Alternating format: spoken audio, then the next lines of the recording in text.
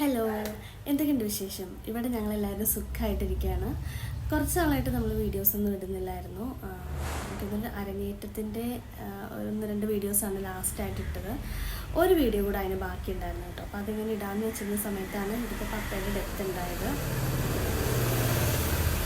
Okay, അപ്പോൾ അതിൻ്റെ ചടങ്ങുകളൊക്കെ കഴിഞ്ഞു. ഞാനോർക്ക് ഇനി കുറച്ച് വീഡിയോസൊക്കെ ഇട്ട് തുടങ്ങാമെന്ന്. നമുക്ക് അരങ്ങേറ്റത്തിൻ്റെ വീഡിയോ ഇട്ട് തുടങ്ങാം. ഓക്കെ, ഇഷ്ടപ്പെടുവാണെങ്കിൽ ലൈക്ക് ചെയ്യുക, കമൻറ്റ് ചെയ്യുക, സബ്സ്ക്രൈബ് ചെയ്യുക. ഇന്ന് എനിക്ക് ഒത്തിരി സന്തോഷമുള്ള ദിവസമാണ് കേട്ടോ. എൻ്റെ ലൈഫിലെ ഒരു one of the important days എന്നൊക്കെ വേണമെങ്കിൽ പറയാം. എൻ്റെയും അമ്മൂൻ്റെയും ഭരതനാട്യത്തിൻ്റെ അരങ്ങേറ്റമാണ് ചോറ്റാനിക്കരയിൽ വെച്ചിട്ട്. അപ്പോൾ ഞങ്ങളെല്ലാവരും കൂടെ അങ്ങോട്ടേക്ക് പോവാണ്.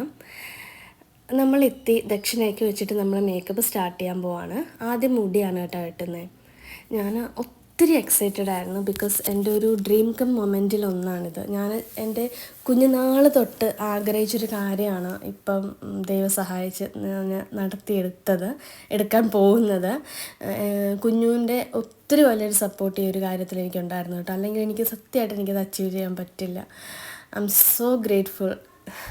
എന്താ പറയുക, എൻ്റെ എക്സൈറ്റ്മെൻറ്റും കൊണ്ട് ഞാൻ പല മൊമെൻറ്റിലും എൻ്റെ കണ്ണ് നിറഞ്ഞ് ഒഴുകുമായിരുന്നു. മേക്കപ്പിൻ്റെ ഇടയ്ക്കാണെങ്കിലും ട്രാവലിങ്ങിൻ്റെ ടൈമിലാണെങ്കിലും കളിക്കാൻ കയറുമ്പോഴാണെങ്കിലും ഒക്കെ ഐ വാസ് സോ എക്സൈറ്റഡ്. എനിക്ക് എത്ര പറഞ്ഞാലും ഈ ഒരു നിമിഷത്തെ സന്തോഷത്തെപ്പറ്റി എനിക്കറിയില്ല എന്താ പറയേണ്ടത്. അത്രയും ഞാൻ എക്സൈറ്റഡും ഹാപ്പിയുമായിരുന്നു. അമ്മുവിൻ്റെ മുടിയൊക്കെ കെട്ടിക്കഴിഞ്ഞിട്ട് അമ്മു ഫേസിൽ മേക്കപ്പ് ചെയ്യാനായിട്ട് ഇരിക്കുവാണ്. ഇതാണ് വിനോദ് മാഷ് കേട്ടോ. മാഷാണ് നമ്മുടെ മേക്കപ്പ് ചെയ്യുന്നത്. അമ്മുവും ഞങ്ങളുടെ ടീമിലെ ഓരോരുത്തരും ഒത്തിരി എക്സൈറ്റഡ് ആയിരുന്നു. ബിക്കോസ് എല്ലാവരുടെയും അരങ്ങേറ്റമാണല്ലോ. ഞങ്ങൾ ടോട്ടൽ 8-9 പേരുണ്ടായിരുന്നു അരങ്ങേറ്റത്തിന്. ബാക്കി പിന്നെ നമ്മുടെ ഡാൻസ് സ്കൂളിലെ ബാക്കി കുട്ടികളുടെ കുറച്ച് ഡാൻസും ഒക്കെ ഉണ്ടായിരുന്നു. എന്തായാലും എല്ലാം കൊണ്ടും ഒത്തിരി നന്നായിട്ട് നമുക്ക് പ്രോഗ്രാമൊക്കെ ചെയ്യാൻ പറ്റി. ഞാനും മുടിയൊക്കെ കെട്ടിക്കഴിഞ്ഞ് ഫേസ് മേക്കപ്പിൽ ഇരിക്കുവാണ്. ഇതൊക്കെ എന്താ പറയുക, ഇതൊക്കെ ഞാനിങ്ങനെ സ്വപ്നം കണ്ട കാര്യങ്ങളാണ്. ഞാനിപ്പോൾ ഇത് പ്രാബല്യത്തിൽ വന്നേക്കുന്നത്. ഇങ്ങനെ ഞാൻ സ്കൂൾ കലോത്സവത്തിൻ്റെ ടൈമിലും ഒക്കെ ഇങ്ങനെ കുട്ടികൾ ഈ ഭരതനാട്യത്തിനും മോഹിനിയാട്ടത്തിനും ഒക്കെ ഇങ്ങനെ മേക്കപ്പ് ഇടുമ്പോൾ ഞാൻ കൊതിയോടെ ഇങ്ങനെ നോക്കി നിന്നിട്ടുണ്ട്. ഇങ്ങനെ ക്ലാസിക്കൽ അല്ലാത്ത സെമി ക്ലാസിക്കൽ ഐറ്റംസ് ഞാൻ സ്കൂൾ ടൈമിൽ തൊട്ട് ഒത്തിരി ഇങ്ങനെ കളിക്കുമായിരുന്നു.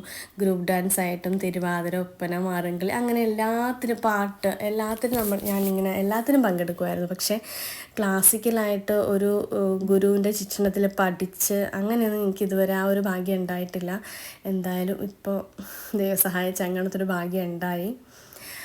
അങ്ങനെ നമ്മൾ ഐ മേക്കപ്പിലോട്ട് കിടന്നു. ഞാൻ ഭയങ്കര എക്സൈറ്റഡ് ആയിരുന്നു. ഈ മേക്കപ്പ് കഴിയുമ്പം എൻ്റെ ഓവറോൾ ലുക്ക് എങ്ങനെ ഉണ്ടാവുമെന്നൊക്കെ ഓർത്തിട്ട് ഐ വാസ് സോ എക്സൈറ്റഡ്. എൻ്റെ ഒരു അഭിപ്രായത്തിൽ വാസനയുള്ള കുട്ടികളാണെങ്കിൽ, ഇപ്പോൾ എന്തെങ്കിലും ഒരു കലയ്ക്ക് വാസനയുള്ള കുട്ടികളാണെങ്കിൽ ആ കല അവർ പ്രോത്സാഹിപ്പിക്കണം, അവരെ പഠിപ്പിക്കണം തന്നെയാണ് എൻ്റെ ഒരു അഭിപ്രായം. ബിക്കോസ് പിന്നീട് അവരുടെ മനസ്സിൽ ഇങ്ങനെ ഒരു സങ്കടമായിട്ട് കിടക്കും. ബിക്കോസ് എനിക്ക് ആ ഒരു സങ്കടം നന്നായിട്ട് അറിയാവുന്നതുകൊണ്ട് തന്നെ ഞാൻ എപ്പോഴും ഈവൻ എൻ്റെ സിസ്റ്ററുടെ കുട്ടിയുടെ ആണെങ്കിലും എൻ്റെ കസിൻസിൻ്റെ കുട്ടികളുടെ കാര്യമാണെങ്കിലും ഞാൻ അവരോട് പറയും, അവർക്ക് ഇങ്ങനൊരു വാസന ഉണ്ടെങ്കിൽ നിങ്ങൾ തീർച്ചയായിട്ടും അത് പ്രോത്സാഹിപ്പിക്കണം. അവരെ പഠിക്കാനായിട്ടൊരു ഗുരുവിൻ്റെ ശിക്ഷണത്തിൽ തന്നെ അവർ പഠിക്കാൻ ചേർക്കണം. എന്നുവെച്ചാൽ നമുക്കറിയില്ല, എന്നുവെച്ചാൽ അവരുടെ മനസ്സിൽ എത്രത്തോളം ഒരു ഹാപ്പിനെസ് ഇതുകൊണ്ട് നമുക്ക് നൽകാൻ കഴിയുന്നു അല്ലേ. നിങ്ങൾ ലോ ഓഫ് അട്രാക്ഷനെ പറ്റി കേട്ടിട്ടുണ്ടോ? സത്യത്തിൽ ലോ ഓഫ് അട്രാക്ഷനിൽ കുറച്ച് കാര്യങ്ങളുണ്ട്. എൻ്റെ അനുഭവത്തിൽ അത് സത്യമാണെന്ന് തെളിയിക്കുന്ന കുറച്ചധികം അനുഭവങ്ങൾ എനിക്കുണ്ടായിട്ടുണ്ട്. അതിലൊന്നാണ് എൻ്റെ ക്ലാസിക്കൽ ഡാൻസ് ഒരു ഗുരുമുഖത്തുനിന്ന് പഠിക്കാൻ പറ്റി എന്നുള്ളൊരു കാര്യം. ഞാൻ 2020 ലോ ഓഫ് അട്രാക്ഷനും ആ ഒരു വിഷൻ ബോർഡ് എഴുതുക എന്നുള്ളൊരു സംഭവമൊക്കെ ഞാൻ എൻ്റെ ലൈഫിൽ കൊണ്ടുവന്നത്. അതിൽ എനിക്ക് ഒത്തിരി പോസിറ്റീവായിട്ടുള്ള അനുഭവങ്ങളുണ്ടായി. അതിലൊന്നാണിത് കേട്ടോ. ഞാൻ എന്തായാലും അതിനെപ്പറ്റി ചെറിയൊരു വീഡിയോ ആയിട്ട് ഇടാം. ബിക്കോസ് ഇങ്ങനെ പറഞ്ഞാൽ തീരുന്ന കാര്യമല്ല. ഒത്തിരി യൂട്യൂബ് വീഡിയോസിൽ ഞാനിങ്ങനെ വിഷൻ ബോർഡ് എഴുതുന്നതിനെ പറ്റിയും ലോ ഓഫ് അട്രാക്ഷനെ പറ്റിയൊക്കെ കേട്ടിട്ടുണ്ടെങ്കിലും ഞാനതൊന്ന് ട്രൈ ചെയ്യാൻ നോക്കിയത് എൻ്റെ ഒരു നല്ല ഗുഡ് ഡിസിഷൻ ആയിരുന്നു എന്ന് എനിക്ക് പിന്നീട് ഒത്തിരി കാര്യങ്ങൾ കൊണ്ട് മനസ്സിലായി. അതുകൊണ്ട് തന്നെ ഞാനൊരു വീഡിയോ ആയിട്ട് ഞാൻ നിങ്ങൾക്ക് അത് പറഞ്ഞുതരാം. അതുകൊണ്ടിട്ട് മിറാക്കിൾ സംഭവിക്കും എന്നല്ല ഞാൻ പറയുന്നത്. പക്ഷെ അതുകൊണ്ടിട്ട് നമുക്ക് ഓരോ കാര്യങ്ങളും ചെയ്യാനായിട്ടൊരു പ്രചോദനം തരും. ആ ഒരു പ്രചോദനം തന്നെയാണല്ലോ നമുക്ക് നമ്മുടെ ലൈഫിൽ വേണ്ടത്. അത് കിട്ടുമ്പോഴാണല്ലോ നമുക്ക് ഓരോ ഡ്രീമും നമുക്ക് അച്ചീവ് ചെയ്യാൻ തോന്നുന്നത് അല്ലേ. തലേ ദിവസത്തെ സന്തോഷം കൊണ്ടോ എക്സൈറ്റ്മെൻറ്റ് കൊണ്ടോ എനിക്ക് നന്നായിട്ട് ഉറങ്ങാൻ പറ്റിയില്ല കേട്ടോ. അതുകൊണ്ടാണ് ഇടയ്ക്കിടയ്ക്ക് കോട്ടുക ഇടുന്നത് കാണാൻ പറ്റുന്നത് നിങ്ങൾക്ക് സ്ക്രീനിൽ. എനിവേ, എന്തായാലും മേക്കപ്പൊക്കെ ഏകദേശം കഴിയാറായി. ഫേസിൽ കഴിഞ്ഞു. ഫേസിൽ സത്യം പറഞ്ഞാൽ ഒരു കരിക്ക് വെട്ടിയ മുഖം പോലെ ഇരിക്കുന്നു ലിപ്സ്റ്റിക്ക് ഇടാഞ്ഞിട്ട്. ലിപ്സ്റ്റിക്ക് ആകുമ്പോൾ അതിൻ്റെ ഒരു ഹൈലൈറ്റ് അല്ലേ. ലിപ്സ്റ്റിക്ക് ഇട്ടാൽ ആ ഫേസ് തന്നെ ചേഞ്ച് ആവും.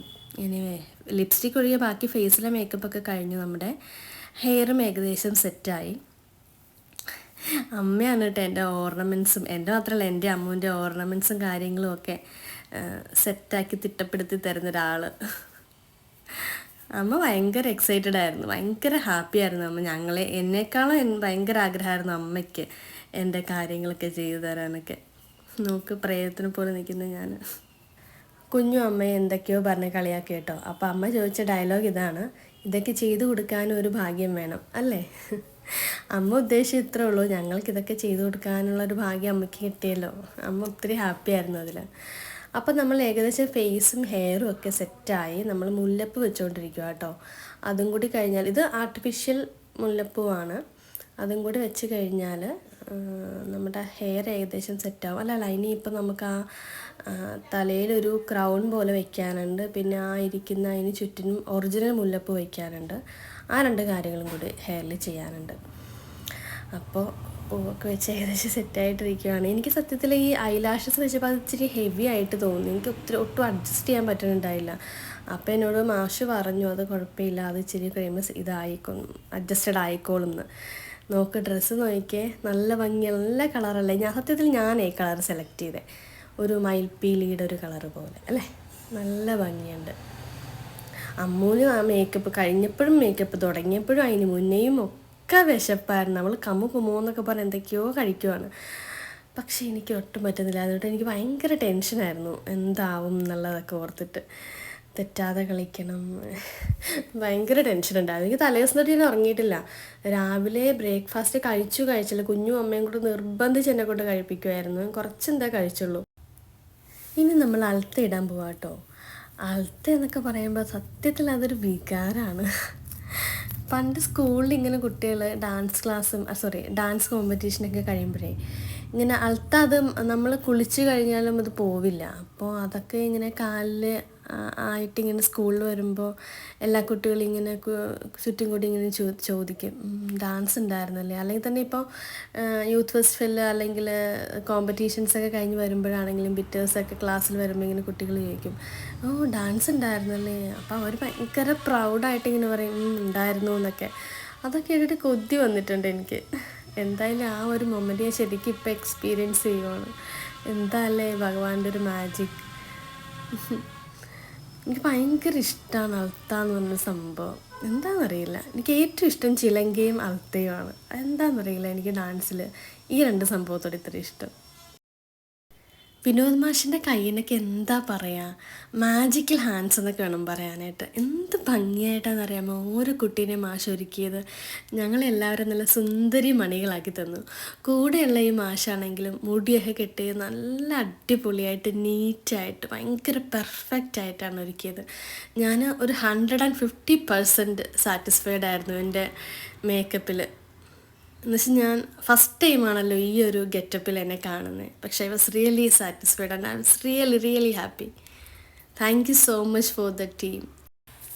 അങ്ങനെ നമ്മുടെ എല്ലാവരുടെയും മേക്കപ്പൊക്കെ ഏകദേശം കഴിയാറായി. സത്യത്തിൽ നമ്മുടെ പ്രോഗ്രാം തുടങ്ങും എന്ന് പറഞ്ഞത് ഒരു 7 o'clock ആ ഒരു ടൈമിലാണ്. അതുകൊണ്ട് തന്നെ നമ്മളൊരു 1 മണിയൊക്കെ ആയപ്പോൾ മേക്കപ്പ് സ്റ്റാർട്ട് ചെയ്തു. എല്ലാവരോടും ടീച്ചർ ഒരു 12 മണിയാകുമ്പോൾ വരാൻ പറഞ്ഞു ഓഡിറ്റോറിയത്തിൽ. അങ്ങനെ നമ്മളെത്തി. കറക്റ്റ് 1 മണിക്ക് നമ്മളെല്ലാവരും മേക്കപ്പ് സ്റ്റാർട്ട് ചെയ്തു. അപ്പോൾ ഞാനിങ്ങനെ ഓർത്തിരുന്നു, എന്തിനാ ഇത്ര നേരത്തെ സ്റ്റാർട്ട് ചെയ്യുന്നേ, 7 മണിക്കല്ലേ പ്രോഗ്രാം എന്നൊക്കെ. പക്ഷെ ചില്ലറ ഒരുക്കല്ലല്ലോ ഇത്. അങ്ങനെ മേക്കപ്പ് എല്ലാം കഴിഞ്ഞിട്ട് നമ്മൾ നവരാത്രി മണ്ഡപത്തിലെത്തി ദക്ഷിണ കൊടുക്കാൻ പോവാണ്. ഇതാണ് ഞങ്ങളുടെ ആദര ടീച്ചറാണ് ഞങ്ങളെ സംസ്കൃതിയിൽ ഭരതനാട്യം പഠിപ്പിക്കുന്നത്. അപ്പോൾ അമ്മു കണ്ണിൽ വെച്ച് ചിലങ്ക് വെച്ച് പ്രാർത്ഥിച്ചു. ഇനിയാണ് ഞാൻ. ആ ഒരു മൊമെൻറ്റിനെ പറ്റി എന്താ പറയുക, എനിക്ക് I don't know how to make those experience in two words.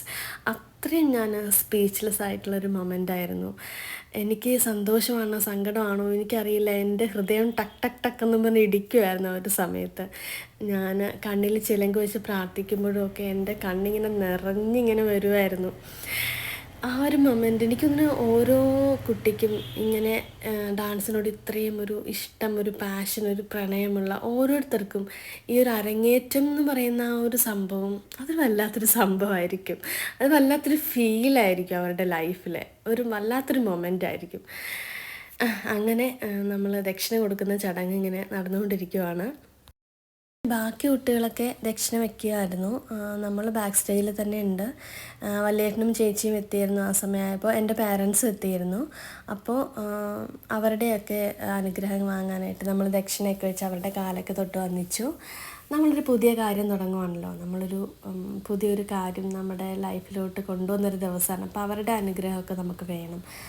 അപ്പോൾ അങ്ങനെ അതൊക്കെ കഴിഞ്ഞിട്ട് എക്സൈറ്റഡ് ആയിട്ട് ഇങ്ങനെ നിൽക്കുകയാണ്. ബിക്കോസ് ഇനിയിപ്പോൾ ഈ ദക്ഷിണ എന്നുള്ളൊരു ചടങ്ങ് കഴിഞ്ഞാൽ നമ്മൾ നേരെ സ്റ്റേജിലിട്ട് കയറുവാണല്ലോ.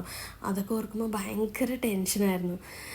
+2 കഴിഞ്ഞിട്ട് ഞാനൊരു ബിഗ് സ്റ്റേജിൽ കയറുന്നത് ഞാൻ വർക്ക് ചെയ്യുന്ന ഹോസ്പിറ്റൽ ഡേക്ക് ഡാൻസിനും പാട്ടിനും ഒക്കെയാണ്. പക്ഷേ അതിന് ശേഷം ഒരു ബിഗ് സ്റ്റേജ് എന്ന് പറഞ്ഞാൽ എനിക്കിതാണ്. അത് മാത്രമല്ല, ഞാൻ എൻ്റെ ലൈഫിൽ അമ്പലത്തിൽ ഒരു പ്രോഗ്രാം, ഒരു ഡാൻസ് കളിക്കുന്നത് ഇതാദ്യമായിട്ടാണ്. അതും ചോറ്റാനിക്കര പോലൊരു വലിയൊരു ക്ഷേത്രത്തിൽ. അതിൻ്റെയൊക്കെ ഒരു എക്സൈറ്റ്മെൻറ്റും അതിലുപരി ടെൻഷനും എൻ്റെ മനസ്സിൽ ഭയങ്കരമായിട്ടുണ്ടായിരുന്നു. ഓരോ നിമിഷം കഴിയുന്തോറും അതിങ്ങനെ കൂടി കൂടി വരുമായിരുന്നു. പക്ഷെ അമ്മ ഭയങ്കര ചില്ലായിരുന്നു കേട്ടോ. നോക്കൂ, ബാക്ക് സ്റ്റേജ് പ്രിപ്പറേഷൻ. എന്താ പറയുക, ഞാൻ അവിടെ നല്ല ടെൻഷൻ അടിച്ച് നടക്കുമ്പോൾ അമ്മ ബാക്ക് സ്റ്റേജിൽ തിമിർക്കുമായിരുന്നു. ഇതാണ് ആനന്ദ ടീച്ചറുടെയും കുറച്ച് സ്റ്റുഡൻസിൻ്റെ ഉണ്ടായിരുന്നു അരങ്ങേറ്റം. അപ്പോൾ അവരുടെയും ദക്ഷിണ ഇങ്ങനെ നടക്കുവാണ്. ആതിര ടീച്ചറും അനന്ത ടീച്ചറും നമ്മുടെ സംസ്കൃതിയിലെ ഡാൻസ് ടീച്ചേഴ്സാണ് കേട്ടോ. ചിലങ്ക കെട്ടിക്കൊടുക്കുക കേട്ടോ അനന്ത ടീച്ചറുടെ സ്റ്റുഡൻസിന്. ഇത് ഞങ്ങളുടെ കുറച്ച് ബാക്ക് സ്റ്റേജ് ഫോട്ടോസാണ് കേട്ടോ, അന്നത്തെ ഒരു നല്ല മെമ്മറീസിൻ്റെ. ഇതെല്ലാ സപ്പോർട്ടിനും എൻ്റെ കുഞ്ഞൂന്. ഇതാണ് ഞങ്ങളുടെ ഹോൾ ടീം, ഞങ്ങളുടെ പക്കമേളക്കാരും എല്ലാവരും. ഇതൊക്കെ അവൻ്റെ കുറച്ച് ക്ലിക്സാണ് ഇൻ ബിറ്റ്വീൻ മേക്കപ്പ്. ഇത് എൻ്റെ പാരൻസും പിന്നെ അവൻ്റെ വീട്ടിൽ നിന്ന് എല്ലാവരും. പപ്പയില്ല, പപ്പയ്ക്ക് വയ്യാത്തതുകൊണ്ട് പപ്പ വന്നില്ല. പിന്നെ ഇതെല്ലാം അവൻ്റെ ക്ലിക്സാണ് കേട്ടോ. അവൻ്റെ ഫോട്ടോഗ്രാഫി ഭയങ്കര ഇഷ്ടമാണ്. അപ്പോൾ ലാസ്റ്റ് വാലൻറ്റൈൻസ് ഡേക്ക് ഞാനൊരു ക്യാമറയായിരുന്നു കുഞ്ഞിന് ഗിഫ്റ്റ് കൊടുത്തത്. അപ്പോൾ അതിങ്ങനെ എന്ത് ചെയ്യണം എന്നറിയാതെ ഇരിക്കുന്ന സമയത്താണ് ഈ ഒരു അരങ്ങേറ്റം വന്നത്. അത് അവൻ മാക്സിമം യൂട്ടിലൈസ് ചെയ്തു. അവൻ്റെ ക്ലിക്സാണ് ഇതെല്ലാം. എല്ലാവരുടെയും ഫോട്ടോസ് എടുത്തത് അവനായിരുന്നു. ഒത്തിരി ഇഷ്ടമുള്ള കാര്യമാണ് ഫോട്ടോഗ്രാഫി. നിതീഷ് PR ഫോട്ടോഗ്രാഫി എന്നൊക്കെ സൈനൊക്കെ ഇട്ട്. പക്ഷെ പറയാതിരിക്കാൻ പറ്റില്ല കേട്ടോ, ഇവന് ഇത്രയും ഫോട്ടോഗ്രാഫിയിലൊരു ഇൻട്രസ്റ്റ് ഉണ്ടെന്നും ഇത്രയും നല്ല ഫോട്ടോസ് എടുക്കാനായിട്ടുള്ള ഒരു കഴിവുണ്ടെന്നും എനിക്കറിയില്ലായിരുന്നു. എന്തായാലും അന്ന് വാലൻറ്റൈൻസ് ഡേക്ക് കറക്റ്റ് ഗിഫ്റ്റ് തന്നെയാണ് എനിക്ക് ചൂസ് ചെയ്യാൻ പറ്റിയത്. അങ്ങനെ ഞങ്ങളുടെ അരങ്ങേറ്റം നല്ല സന്തോഷമായിട്ട് കഴിഞ്ഞു.